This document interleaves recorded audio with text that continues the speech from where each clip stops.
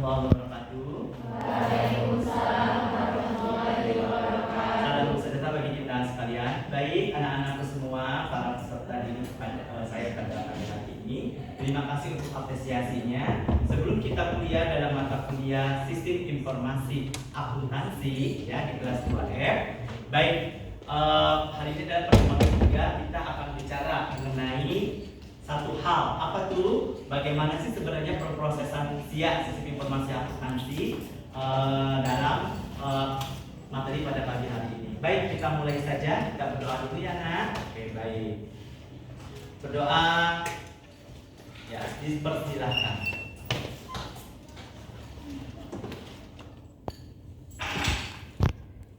Selesai.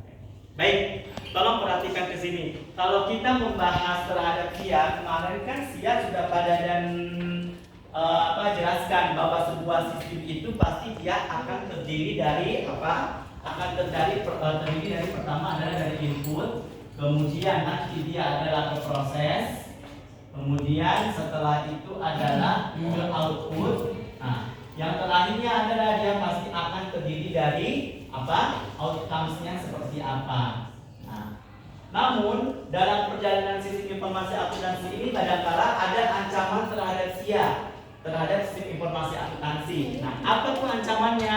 Yang pertama adalah salah satu ancaman yang dihadapi perusahaan adalah kehancuran karena bencana alam dan politik. Seperti apa? Kebakaran atau panas yang berlebihan, kemudian ada banjir, ada gempa, kemudian juga ada badai angin dan perang.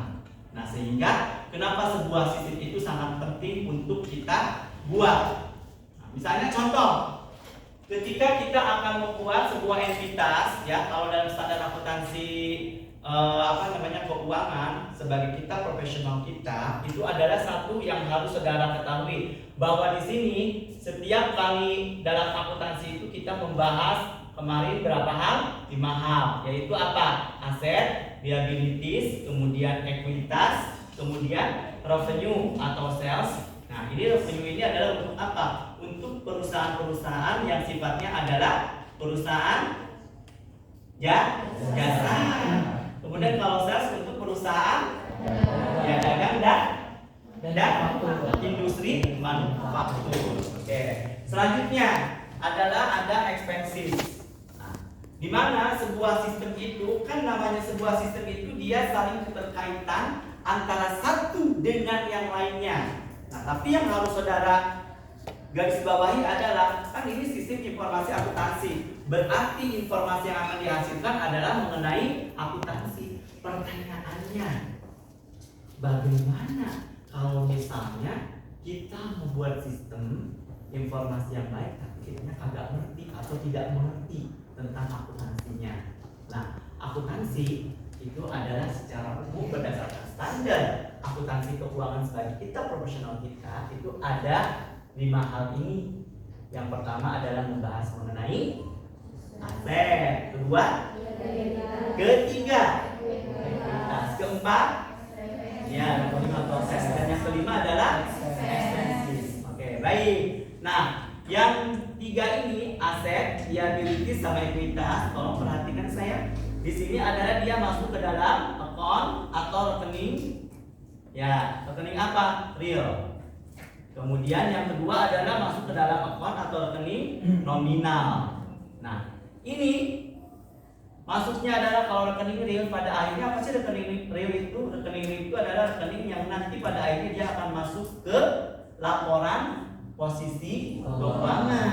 Sementara rekening nominal dia akan masuk ke dalam rekening income statement atau laba rugi. Nah, dibuat dulu sistemnya. Makanya nanti database-nya dia akan bicara. Misalnya ketika pada dan bilang, aset itu ada berapa sih?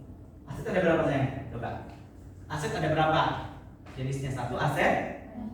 Ya, dari standar akuntansi itu adalah fixed aset dulu. Satu fixed aset atau aset tetap. 2 aset lancap atau current aset. 3 aset lain-lain di ada aset. Nah, misalnya contoh nih, aset lancap kan yang namanya aset ini kan kodenya adalah 1, maka akan dibuat nih. Misalnya 1010000, misalnya 1 namanya adalah cash. 1010002 misalnya account receivable. Nah, ini udah ada notahnya, udah ada istilahnya chart of account-nya atau coaksnya. Nah, di sini kita lihat di sini. Nah, ini adalah angka 1. Dia menunjukkan aset saya. Oke, next. Misalnya yang kedua, 2 apa? Liabilitas. Nah, misalkan 2010001. Misalnya kita katakan di sini adalah utang jangka pendek. Nah, kodenya berapa? 2. Maka secara sistem ketika padadan atau ketika entitas, ya kita bicaranya standar akuntansi itu adalah entitas. Ketika entitas di sini bicara, misalkan ada transaksi dijual barang dagangan sebesar 50 juta rupiah secara tunai. Jurnalnya apa, Nak? Dijual barang dagangan secara tunai sebesar 50 juta rupiah. Jurnalnya? Jurnal umumnya apa? Pada dan ulangi sayang. Dijual barang dagangan secara tunai 50 juta rupiah. Jurnalnya? Kas sama penjualan. Ya, kita mainnya di misalkan industri manufaktur. Oke, berarti adalah jurnalnya apa? Di sini muncul jurnal adalah cash, kemudian pada sales. Sebesar berapa sayang? Ya, 50 juta rupiah. Nah, ini 000. Nah, pada saat begini, Nak, coba perhatikan ke sini. Kalau misalkan kita lihat di sini, berarti nanti database akan bicaranya seperti apa? Database berarti cash, misalkan tadi 1010001. Kemudian sales-nya, sales ada di angka berapa sayang di sini? Ada 4. Oke, berarti misalkan kita sudah buat sistem nih. Berarti di sini adalah angkanya 4. Misalkan ada mendorong 4010001. Nah, ini database-nya. Kalian tinggal catat nanti di database-nya, misalkan dia pakai programnya di akuntansi sistem informasi, misalkan katakan Mayo atau Ekurat atau bukan program-program lain yang lebih booming lagi sesuai dengan tahun-tahun mendatang. Berarti 1010001 namanya cash, tinggal kasih keterangan. Apa keterangannya? Kamu catat misalkan di sini invoice-nya misalkan nomor 0005, terus kartu pajaknya misalkan 0005, DO-nya berapa, PO-nya berapa. Udah. Jadi ketika nanti pas dibuat dalam rangkaian, maka kita di sini akan menghasilkan apa? Hasil akhirnya adalah laporan keuangan untuk entitas. Coba siapa yang mungkin tahu laporan keuangan ada berapa? Kalau lihat dari kitab suci profesional kita, yaitu standar akuntansi keuangan sesuai dengan PSAK nomor 1, 2, 3, dan 4. Ada berapa? 5. Pinter. 1. Sesuai urutan ya. 1. Laporan tanda rugi, betul, income statement. 2. Apa tuh? 2. Nada 1 mah bagian dari processing. 1 income statement, laporan tanda rugi. 2. Oke, next. Nice. 2. Sesuai dengan urutan. Ayo, kemarin gimana nih? Laporan? Nice, itu belum. 2. Ya, laporan perubahan ekuitas. Masya Allah, gimana sih? Oke, 3. Ya, betul. Udah nggak ada neraca ya, Nak ya? Diganti jadi laporan posisi keuangan. Oke, 4. Laporan arus kas atau cash flow. Terakhir sayang, 5. CRDK cita Oke, yang benar ada catatan atas laporan keuangan. Kita catat di sini. Berarti ini laporannya nanti akhirnya finalnya adalah ini, mengcreate ini, yaitu laporan laba rugi atau income statement. Yang kedua laporan laporan perubahan ekuitas. Yang ketiga laporan posisi keuangan. Yang keempat ya laporan arus kas atau cash flow.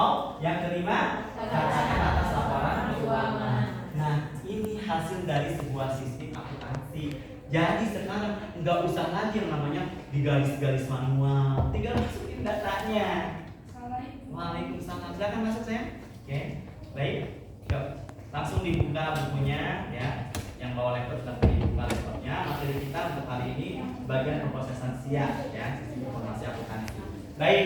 Nah, dari ini semua silahkan kalau ada yang ditanyakan. Yuk, ini question. Yuk, silahkan. Mana ada yang ditanyakan? Teman-teman. Ya, saya siapa namamu? Siapa?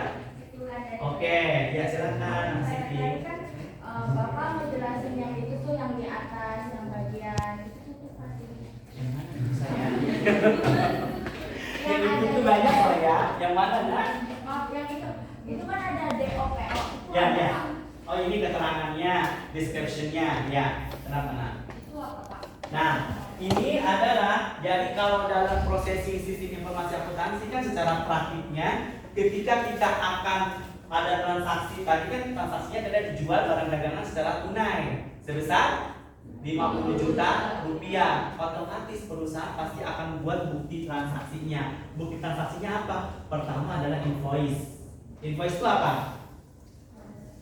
Invoice itu faktur penjualan. Jadi sebelum ada faktur penjualan dia kan PO dulu, mungkin dia ada apa namanya istilahnya suatu penawaran dari perusahaan atau mungkin customer bertanya by email atau apa. Nah, itu namanya tadi purchase order. Dia mau order dulu nih, setelah nanti jadi PO baru dia akan ke invoicing. Setelah invoicing nanti akan ya link dengan faktur pajaknya, faktur pajak standarnya. Karena kan barangnya pasti adalah ya barang kena pajak. Nah, pajak kita berapa sekarang? Ya 12%. Jadi kalau misalkan padadan atau misalkan entitas adalah 100 juta, berarti pajaknya PPN-nya berapa? PIT-nya ya 3 kali silakan masuk 12% dikali dengan 12% dikali dengan ya tadi 100 juta. Nah, berapa? Tinggal nanti ditambahkan. Tergantung juga nanti apakah di sini dia PIT-nya atau PPN-nya disuruh. Tolong perhatikan ke sini sayang. Yang baru datang silahkan menyesuaikan, dibuka buku catatannya, ya buku tulisnya. Yang bawa laptop silahkan dibuka laptopnya dan perhatikan ke sini. Ini ada VIP, misalkan VIP juga ada dua konsepnya. Ada yang sifatnya adalah including sama excluding. Nah, umumnya biasanya semua perusahaan rata-rata adalah biasanya excluding. Maka nanti di sini akan ada ya. Akan ada secara pajaknya adalah mana barang kena pajak itu pasti akan kena pajak. Nah, terkait tadi pertanyaannya Nak Siti tadi ya, invoice-nya adalah misalkan 005, ini nomornya. Terus faktur pajaknya, terus tadi ada PO-nya, ada DO-nya. PO itu purchase order-nya nomor berapa awalnya. Terus nanti invoice, faktur pajak, terakhir adalah DO. DO itu apa? Delivery order-nya. Kapan dikirimnya? Sehingga nanti begitu kan tadi Pak Dadan bilang dalam konsepnya adalah supaya tidak terdapat kecurangan.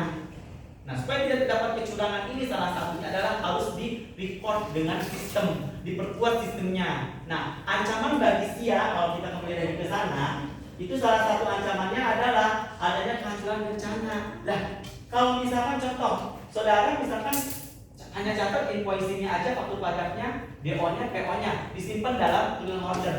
Kalau ada bencana alam rusak enggak tuh? Rusak enggak?